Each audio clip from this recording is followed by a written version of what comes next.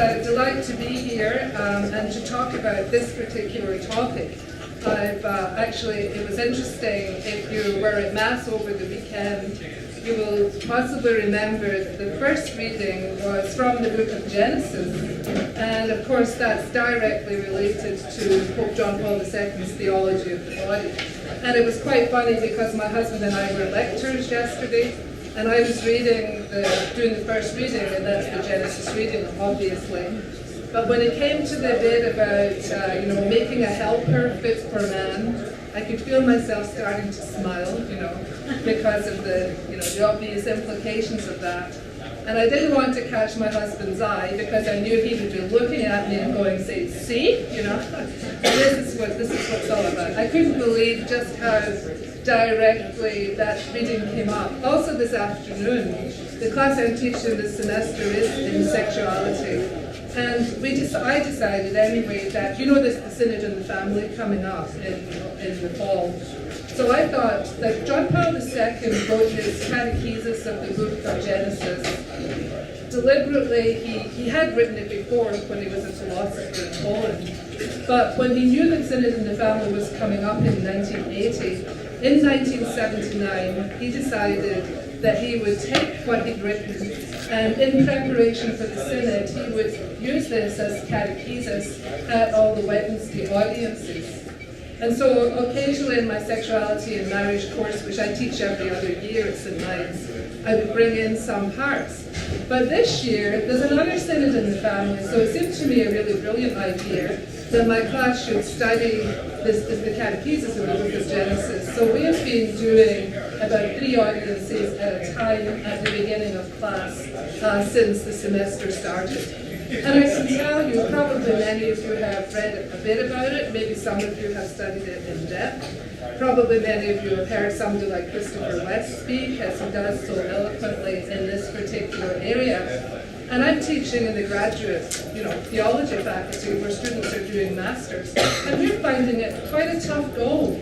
It's easy enough to read, but it's when you try to actually really understand it and try to see what the implications are for modern life, if you like, where the challenge really comes. So I did want to talk about that. But on the sheet you've got, before I go into that, I know it did say I would talk about the theology of the body.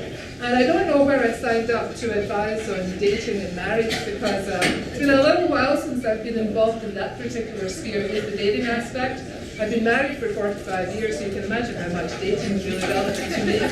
So I would hesitate to give anybody advice about that. But of course, when we're talking about sexuality from a Catholic perspective, then of course it's directly relevant to everything we do. Not just from the point of view of sex as in sexual activity, but in our much broader approach to sexuality, which in Catholic teaching is all about relationality, how we relate to one another as men and women. In the broadest sense, it's our sexual beings that relate to people at the level of friendship, at the level of families, as well as when we get into those other areas like dating and marriage, etc. too. So what I really wanted to do first, though, was to talk a little bit about the Second Vatican Council, because as you can imagine, John Paul II's teaching didn't just come to him, in a vacuum. His insights in the catechesis and his whole theology of the body, of course, are really quite wonderful. But he too was very much a contributor at the Second Vatican Council. So when we look at some of the things that the Second Vatican Council talked about when it was talking about marriage and sexuality, they're actually pretty similar, and you can maybe see that John Paul II was, in a sense, contributing to the council as an archbishop at that cardinal, I think, actually, and then drawing on his earlier writings and then condensing it later on after Humanity, which he knew needed to be developed for Catholic people, the world at large, but especially for Catholic people who he felt he knew maybe didn't have a really good appreciation of what Humanity was saying. So the whole point of the directly relevant document of the Second Vatican Council to do with marriage and family is Gaudium et Spes, the joy and hope, the pastoral constitution of the Church in the modern world. And sections 49 to 52 of that constitution deal with marriage and the family. And up until that time, Catholic teaching had talked about the primary purpose of marriage, procreativity, the secondary purpose of marriage, the relationship of the couple, the unity of the couple. And this was debated at large during the council, and the upshot of that was they felt marriage was treated too much from a canon law point of view as a contract. And all the bishops and cardinals knew that in real life that's not the case. We need the law, of course, to regulate things. But the relationship, the man-woman relationship, is a love relationship, and they wanted to emphasize that. So what they did was they actually did away with talking about the primary and secondary purposes of marriage, and put the two of them together and in a sense raised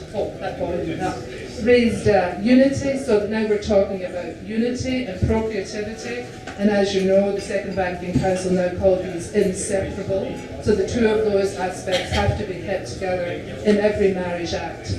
And that continues, that teaching, of course it continues to today, but it comes down through Humanity very clearly, very distinctly, and John Paul II emphasized it yet again in his work, but came at it from a slightly different angle.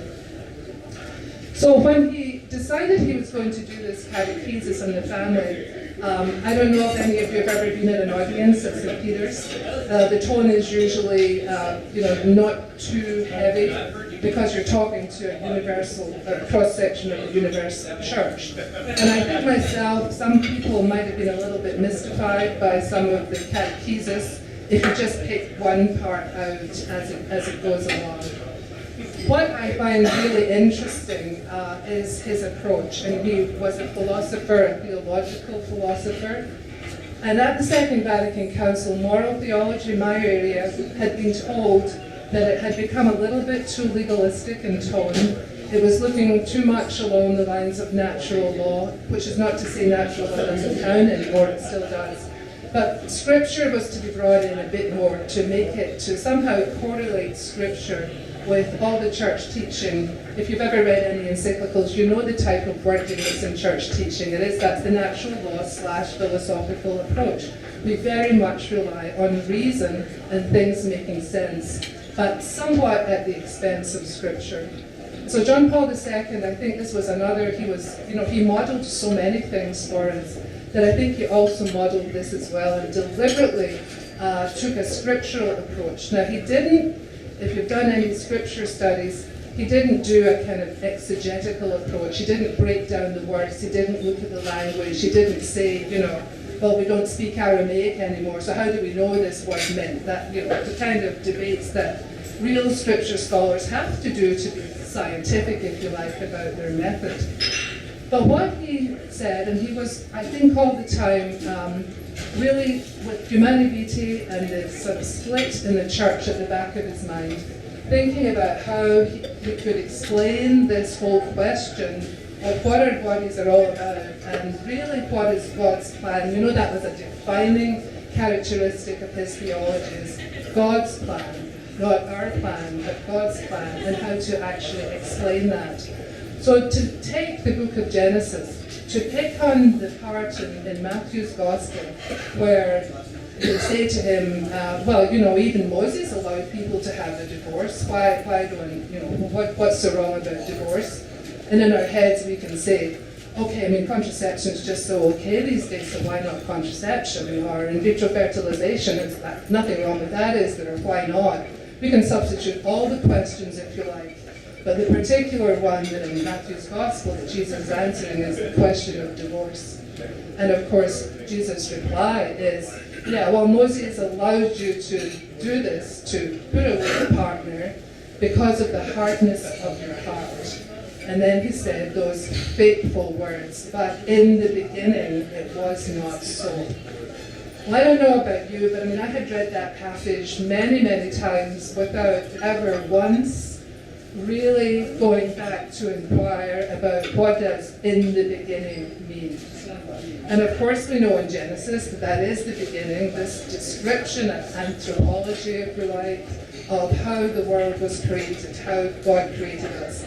And Genesis tries to explain to us who we are. And a very interesting definition, because it's not just a definition for today, it really is a definition of the human person, written by these people how many thousands of years ago. I mean, the insights are absolutely incredible. And yet when we read it on the surface, it looks very simplistic and very straightforward, so much so that we all know the story and we never ever forget it. Adam, Eve, the Garden of Eden, the serpent, that kind of thing. It's the stuff of myth. And myth it is, theological myth, of course, very much so. But John Paul II said, I think it's time to really study this. After all, if Jesus actually said this, and you know there's all sorts of arguments about what Jesus said and what Jesus didn't say, but this has this ring of authenticity, Jesus going back to the beginning. In the beginning, this wasn't so. And what did that mean for what we are now calling the theology of the body? So first of all, when John Paul II is doing his analysis in this catechesis, he goes back to talk about original solitude.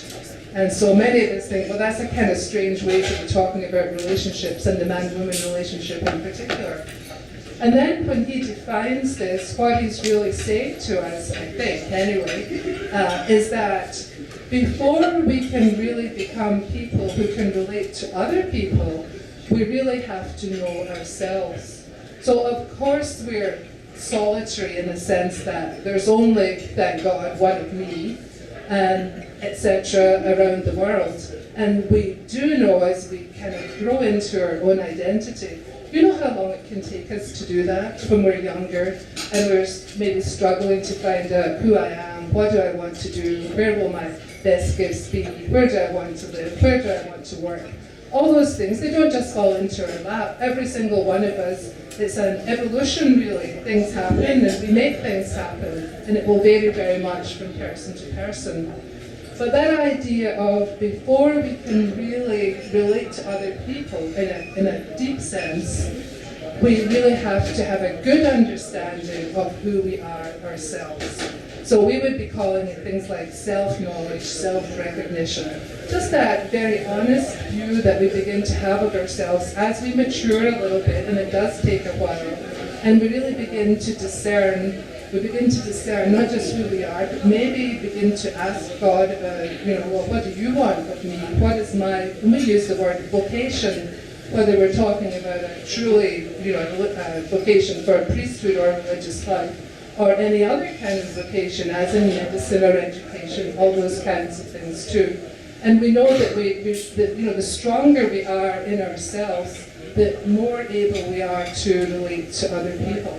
So that question of original solitude, first of all, it makes us ask these questions of, and you probably, most of you have done it since you were kids, anybody with an inquiring mind is saying things like, what is it? Why am I here? I mean, I know I am here.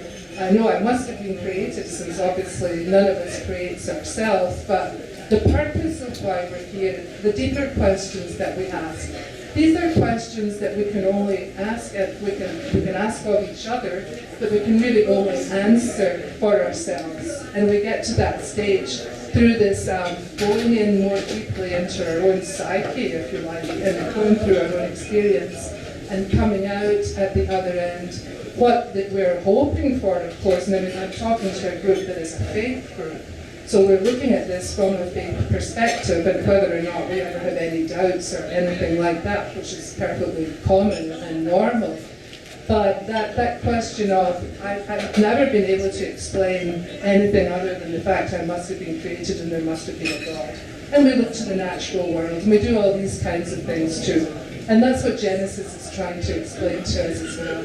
And so it starts with, God made the world, and then finally it came to us.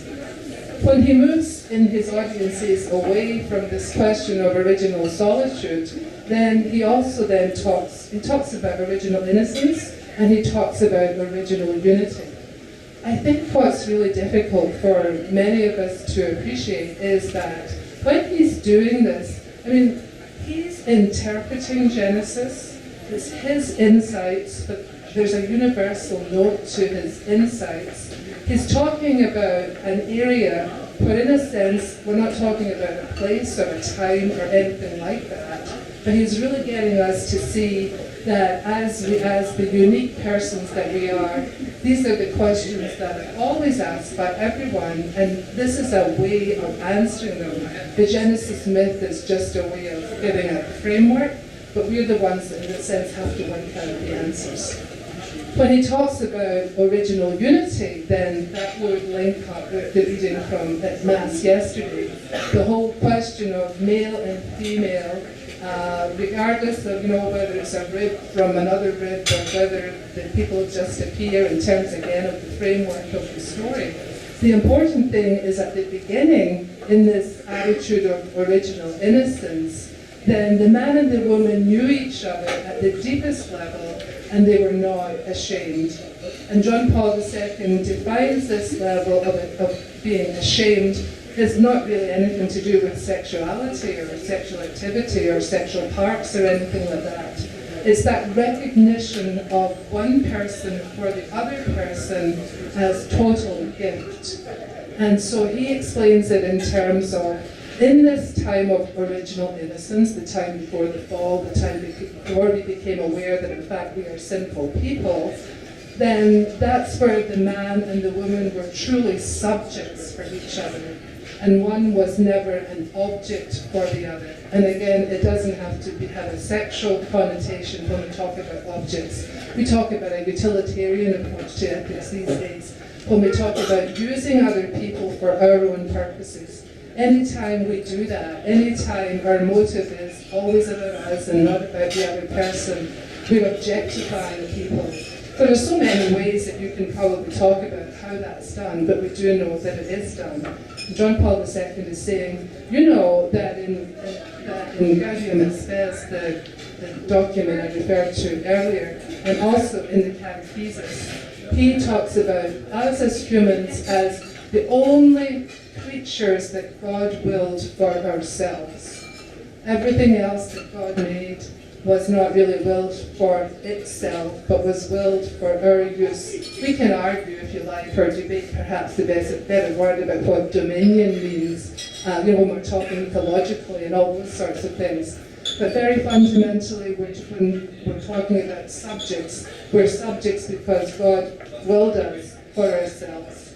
And anything less than that does not do justice to the human person. Is this breaking up? No? It sounds to me as if it's breaking up. Maybe I wasn't holding it close enough. It's loud though, to me. Anyway, so there's that whole question of original innocence then, that state that is not mythical. It really is John Paul II explaining to us that this is the way it could be, and because this is the way it was before the fall.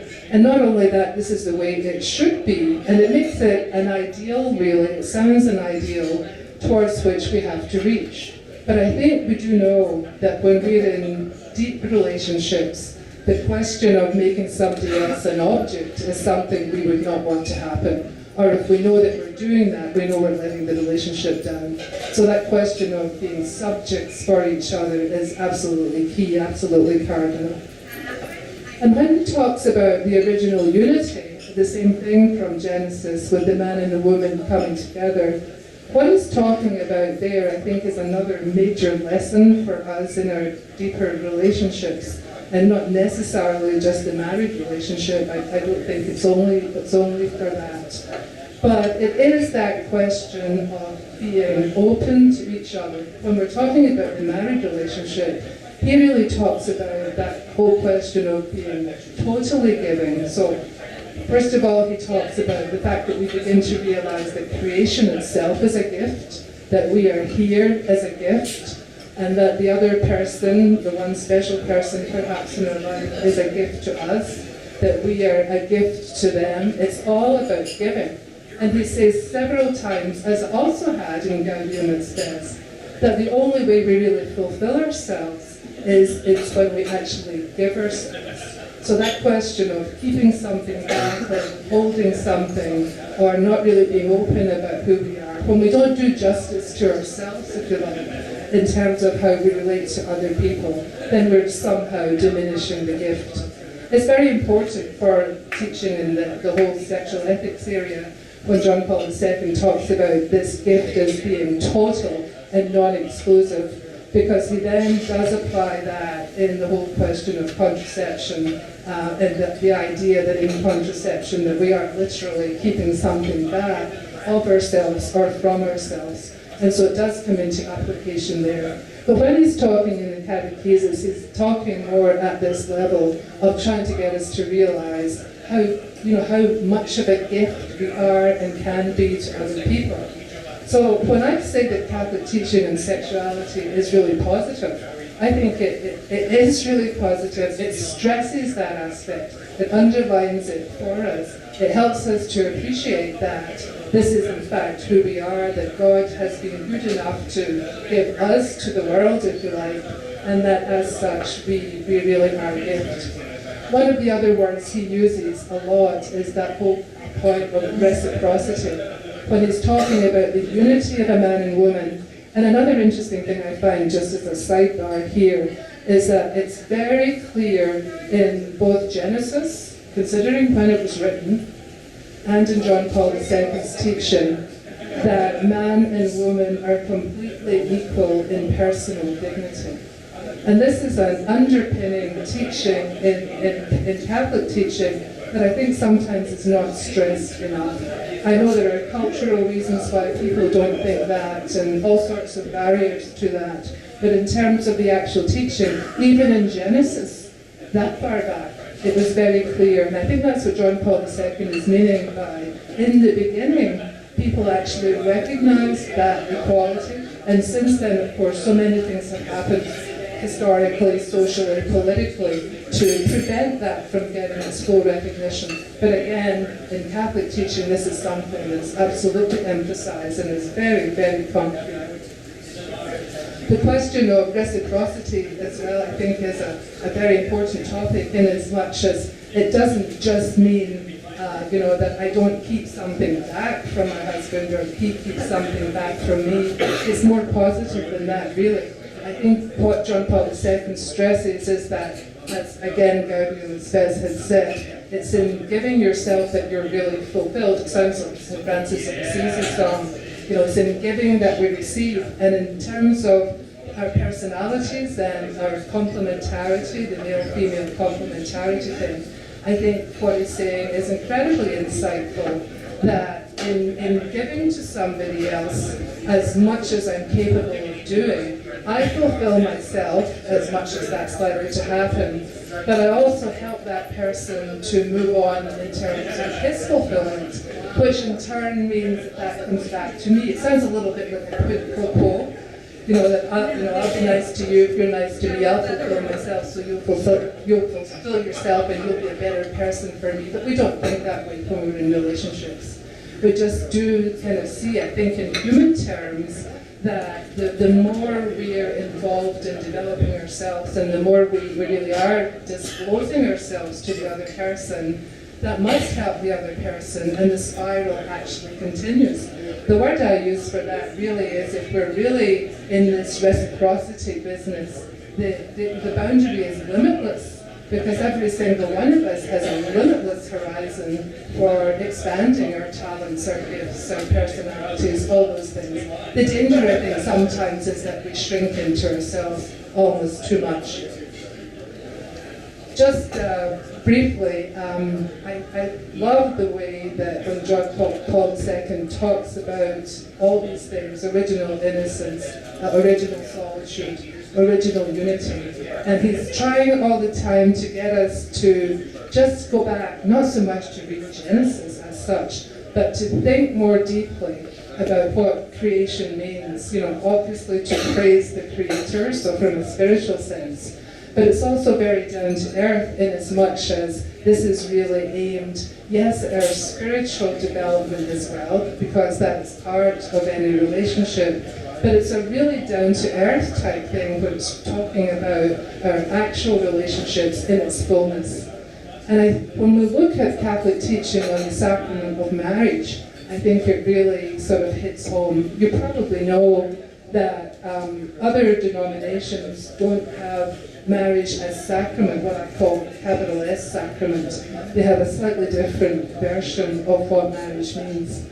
But Catholic teaching, when we say that we're talking about marriage as sacrament, you know, if you remember the definition of sacrament, it's an outward sign of inward grace established by Jesus Christ for our salvation.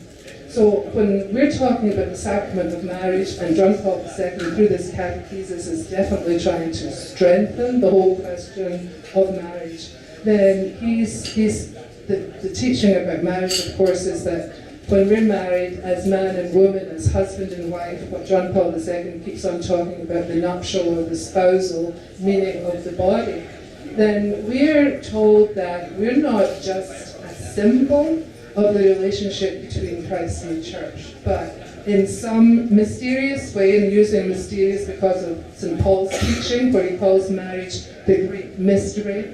We understand a lot about it, but we don't understand it completely because we're always working towards it. But in fact, as a married couple, we are part of that marriage of Christ and the church. It's more than just a sign or a symbol, it's a reality, because that's what a sacrament is. And that's a big challenge for us, I think, as married couples or people aspiring to marriage. But it's pretty elevated theology, but it's also very positive about what being a couple actually means here. So, finally, I think the other aspect that stands out for me anyway, talking about theology of the body, no matter how briefly, is that John Paul II is trying very hard, and I think succeeds, in getting us to realize that a sort of biological or mechanistic approach to the body is not sufficient. That idea of our body is just something that we can decide what to do with, and it's all a question of I will decide.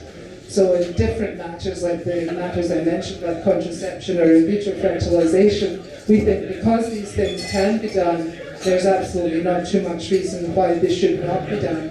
And again, John Paul II reminds us, when our idea of the body is non-dualistic, it's body and soul together. It's not as if my body is something separate from me that I can control in that sort of sense. But Catholic teaching is completely non-dualistic in that sense. And so, far from talking about our bodies as a biological concept or a control concept, what he's urging us to is knowledge of our own bodies, how they work, and a control through what he calls self-mastery that doesn't extend to some kind of mechanical, etc. intervention.